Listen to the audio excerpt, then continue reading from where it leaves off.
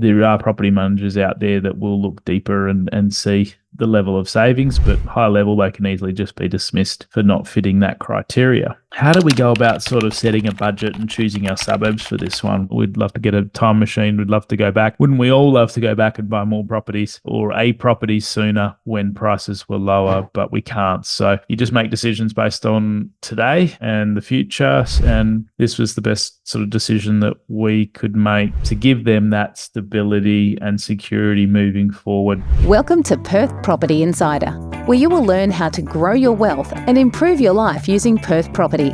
Our show is brought to you by Investors Edge Real Estate, the highly rated and award-winning property management, sales and buyers agency servicing the whole of Perth. Now, here's your host, Jared Mann. Let me take you into it. So this property that we were looking to buy, we were not planning on actually buying any other investment properties for a while because we've executed on our strategic plan that we had, and the projections on our plan show that the properties that we've already bought are going to meet our goals for passive income over the next 20 to 30 years. And I was just going to move to sort of repaying down some debt and then potentially looking at a larger commercial asset over the coming years once I get things consolidated a bit. You can go back and listen to a recent purchase episode where I cover off the upgrade of our family home. So I'm looking to power down and park money in offset to offset against that owner-occupied debt. So that's going to certainly be my focus from now on for a little while. But this property purchase and the need for it came up because a few months ago, my parents-in-law who are renting had their long-term lease come up to an end, and they were finding it extremely difficult to secure a new rental property as many tenants in the marketplace. So especially for those tenants who are retired like they are, mostly retired, even though when they have a good amount of savings, the majority of tenants in their situation wouldn't meet the normal income tests that property managers apply. So it's really helped me to see the other side of the coin and be reminded of just how difficult it is for retirees out there when they do have savings behind them, but don't necessarily pass and fit in the boxes that us property managers try to put them in. So especially when they're getting compared to double income couples when they're applying for houses makes it very difficult. And there are property managers out there that will look deeper and see the level of savings, but high level, they can easily just be dismissed for not fitting that criteria. Now, how do we go about sort of setting a budget and choosing our suburbs for this one? Well, the purchase obviously was driven a lot more by what my parents-in-law wanted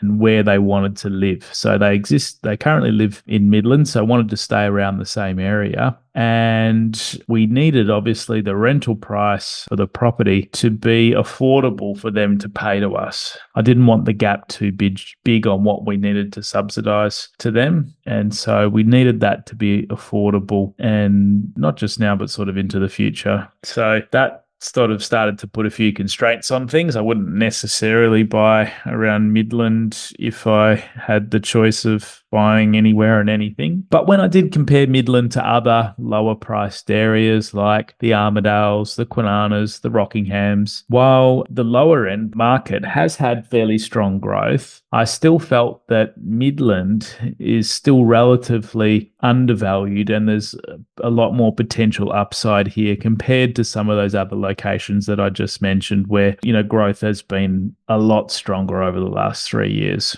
So that was also reflected in the predicted growth for the year ahead being very strong, data predictions tools that we use. And it also reflected in the affordability index still being, reasonable compared to these other areas as well. So that's really a measure that locals can afford to pay more still relative to their incomes and interest rates. So Midland, however, as you may know, it's historically been a lot more volatile with its price swings. And that's really because it's got a much higher proportion of investors that own properties in there. So it can be a bit more cyclical in that investors pile in when it's hot and some of them will be selling out when it's not. And that can bring about much larger swings and make the prices in a down market to be a lot more volatile, because investors will just sell out at whatever price that they can get. Whereas an owner occupier, if they can't get their price, they just stay put. And many owner occupiers will not. Normally, they stabilize an area and make it hold up in price a lot better in the downward periods. So those negatives factored in, I still thought that there was some reasonable upside in the shorter term that should help insulate us from, whenever the cycle does end. It'll give us some gains still, and we're not buying at the very top of the market, which we didn't want to do. But of course, we go back in time 2 or 3 years and, foresee that this might have been a problem for them. We'd love to get a time machine. We'd love to go back. Wouldn't we all love to go back and buy more properties or a property sooner when prices were lower? But we can't. So you just make decisions based on today and the future. And this was the best sort of decision that we could make to give them that stability and security moving forward, so that it was pretty scary that they could end up on the street because they can't find somewhere, or coming to move into our house.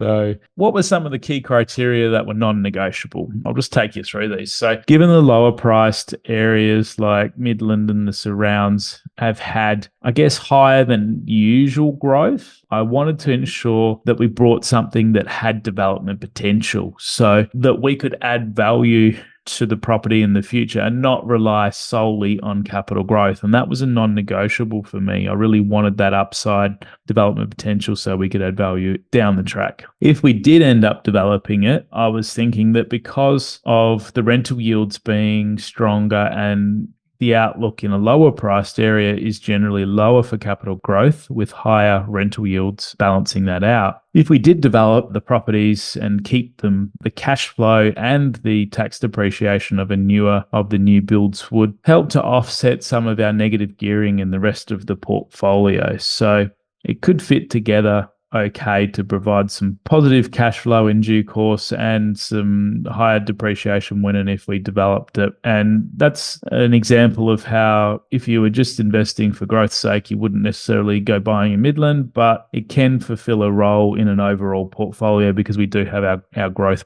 properties providing us that elsewhere. And I was conscious that in Midland and a lot of these lower socioeconomic areas, there's a lot of state housing in the suburbs. So I wanted to make sure I was not buying directly near any, and just make sure we reduce our risk. And, we do that for all of our purchases for our buyer's agency clients. And it's a part of our trifecta criteria when we look at the area surrounding the property. I also wanted this house to be reasonable for the parents-in-law, obviously, with a workshop and able to last another 20 years. And I was prepared to do a few minor upgrades if we needed to. And I wanted it to at least last that long. I'm hoping that they will be living there for at least that long. So it couldn't be a knockdown job. So many development sites that I came across that had that development potential, a lot of the houses in Midland are sort of 1920 to 1940 built. They haven't, in many cases, been maintained. They could have just been tenanted out and not looked after. They're basically at land value, ready to knock down and ready to develop now. And that's not going to fit the brief for us and not going to make a nice enough home for the parents-in-law, and really wanted that workshop. So there was a space, additional space to do gardening and keep all your man cave stuff and that sort of things in. So how did we go about the search, and how did that all sort of happen? So I started out by reaching out to all the agents. I know some of them there personally. We've bought properties in and around the area for our clients previously, and I've met many others across my 16 years in the industry. So I reached out to each of them, let them know my criteria, and with listings being tight and my criteria not necessarily easy to find, I was sort of prepared that it could take a bit of time, and time wasn't against us with the parents-in-law needing to potentially be out of their rental. Well, then they did end up getting notice served on them. And so I was trying to align the purchase settlement date with their, move out date from their rental. And that made things very difficult with that time pressure put on the top of it. So I'll also run you through one of the properties that we missed out on, because this is where some of my real key learnings came. Our overall search took about 3 months, but we did have one property secured in about a month. And we thought that this was going to be the one.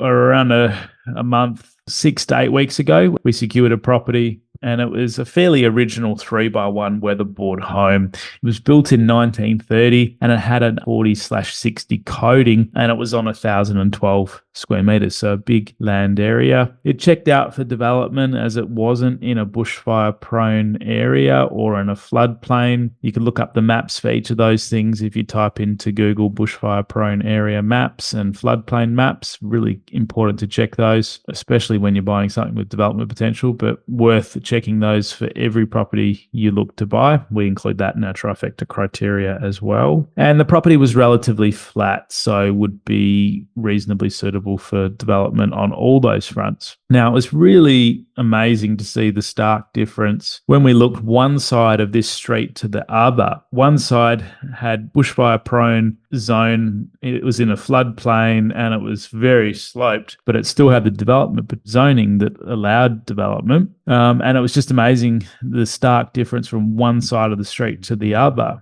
So there's investors that are buying properties on the other side, not necessarily even knowing that these negatives exist or factoring them in. So I know it happens. We see it all the time. And speaking to agents in the area, many investors don't even look deep enough at these things. And I know from selling properties over the years myself that they don't. So the other thing many investors don't realize is that in Midland particularly, when there's a property that is 20/40, most of the agents sell, R40, coding, development potential, you could potentially do a 4 or 5 villas on this site. But when you go deeper, speak to the council, I believe that you need a minimum of 1,300 square meters to develop under that split coding of R20/40, and pretty much every property is smaller than that, so can't actually be developed under the higher coding, and that only really leaves you with being able to develop under R20. So that would only make it a 2-unit duplex site, and you'd hate to find out later that you buy something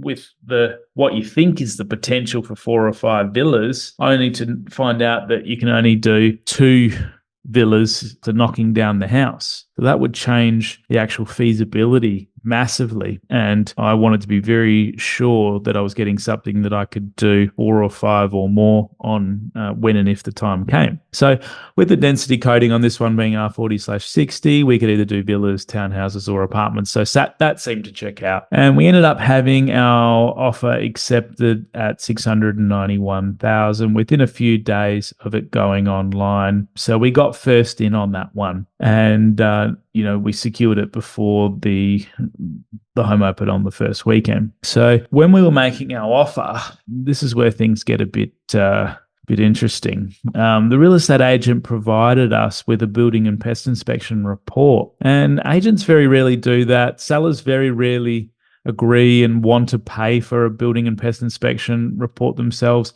In WA, the norm is for the buyer to get the report done. But an agent, and I know myself as an agent, when I'm a bit worried about a property, I often insist that we get the report to try to take away the fear of buyers and show them transparently where things are at. And I'm sure that that's what the agent's intentions were. But when we looked through the report, there wasn't anything too great to be concerned about. It did highlight that there was some termite damage to a skirting board in the back lean-to area of the property. So not necessarily even part of the main house, but part of the enclosed sort of back patio lean-to area. So we still included in our offer subject to building and pest inspection, and we used REBA's standard annexures. And I wasn't necessarily decided whether we'd get our own building and pest inspection done by our normal provider, or whether we'd just, go with their inspection and take it that it's all fairly checks out. But obviously with there being some termite activity in that back lean-to, I thought I'd better be safe than sorry and just have it checked a second time. And when we got our building and pest inspection reports, you wouldn't believe it, but the inspector said it was one of the most termite-ridden houses that they've seen in recent years. Termites likely all through the whole property. The stumps that held up the house were rotten and would need to be replaced.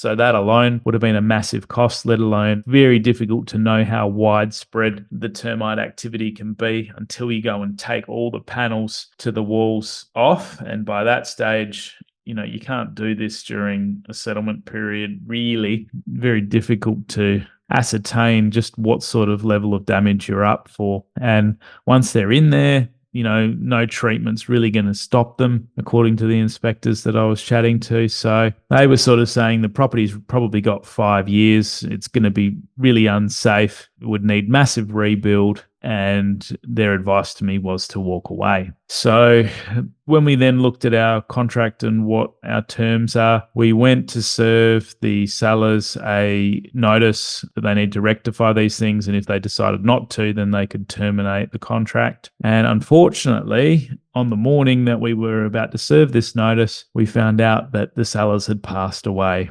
Now, they were in their 90s. Apparently, they'd lived a really good life too.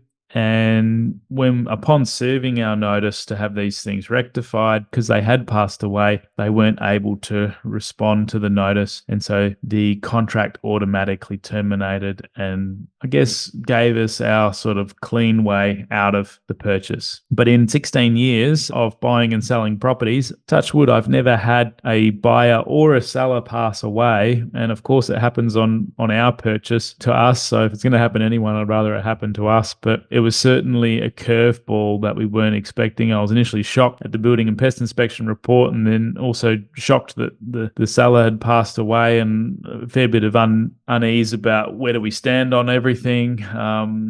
Obviously, the seller's family was pretty uncertain about it all too. And, part of me really wanted to go ahead with the purchase just so we had a property secured for our parents-in-law to live. Part of me also felt sorry for the sellers because, they had a purchase and then they didn't after we terminated the contract. So lots of mixed up emotions and feelings in there, but I still felt, listening to the building and pest inspector, this was going to be a lot of massive cost. It was going to be unsafe and it was likely only going to last another 5 years. So the decision really had to come down to an investment one and we just couldn't proceed with it. So what would have happened if they hadn't passed away necessarily is that they would have had to have rectified all those things. They probably wouldn't have wanted to, and they probably would have wanted to have terminated the contract, or we would have had the option to terminate if they didn't agree to rectify all those things. And it'd be almost impossible to rectify it all, without rebuilding the whole house almost. So a difficult one all round, and a lot of learnings out of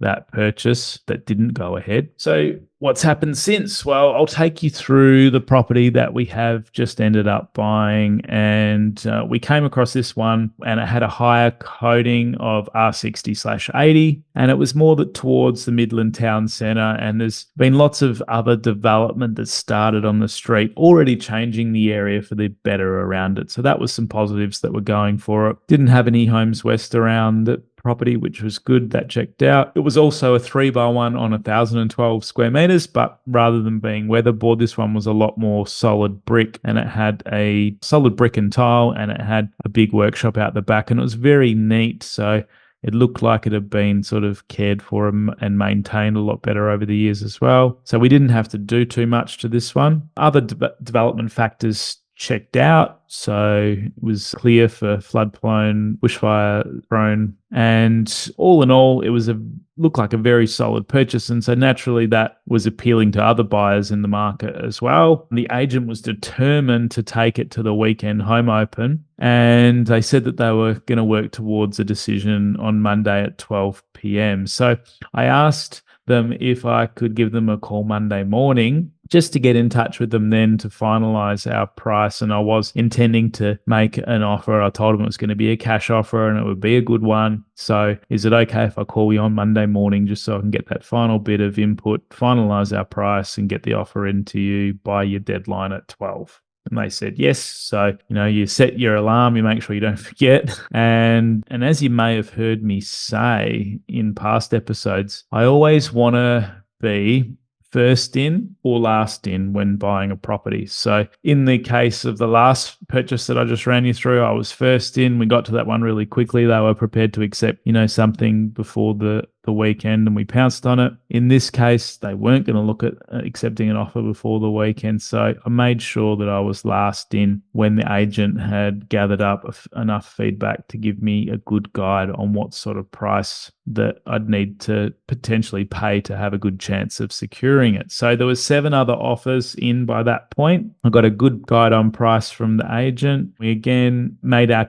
offer a cash offer, and the amount of this one was 761,000. So I always like to use a non-round figure, as you might have noticed, 761. Our other offer that was accepted was 691. So about 70K difference between the properties. But when we're talking weatherboard versus solid brick and tile, and I'm not planning to develop it straight away, but having that higher R60/80 coating might give us a few more options if we went the way of developing it as apartments, which I doubt we do, but some sort of bonus with that extra density. I don't really factor that too much into the price. It was more just getting a property that was a lot more solid, that was brick and tile, that we didn't have to do too much to. So we got the building and pest inspection back a few days ago, and there is some maintenance that we need to do. So pretty in line with the property of that